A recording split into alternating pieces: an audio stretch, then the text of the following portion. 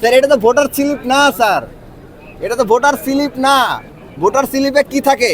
Voter স্লিপে শুধুমাত্র voter ID থাকবে, ভোটার ইনফরমেশন থাকবে স্যার। এটা তো ভোটার স্লিপ না স্যার, এটা তো প্রার্থীর প্রচারণা, প্রার্থীর লিফলেট।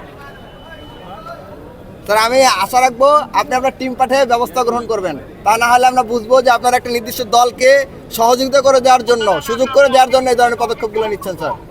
না স্যার, আপনি আপনি আপনার টিম পাঠান বুথগুলোতে। না না স্যার, বুথগুলোতে আপনি আপনার টিম পাঠান, বুথগুলোতে আপনি আপনার টিম পাঠান, টিম পাঠিয়ে দেখেন এখানে কি করা হচ্ছে। এটা আপনি ভুল ব্যাখ্যা করছেন।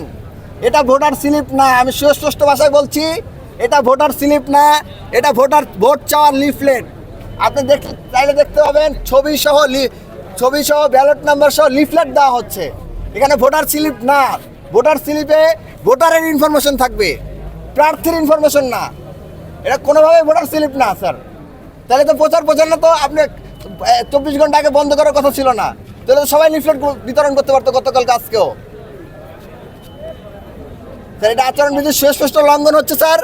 আপনি যদি এই ব্যাপারে ব্যবস্থা গ্রহণ না করেন তাহলে আমরা মনে করব যে আপনি ছাত্রদলকে সুযোগ করে দেওয়ার জন্য বারবার আপনার যে আইন পরিবর্তন করছেন সেটার প্রক্রিয়ার অংশই হচ্ছে এটা।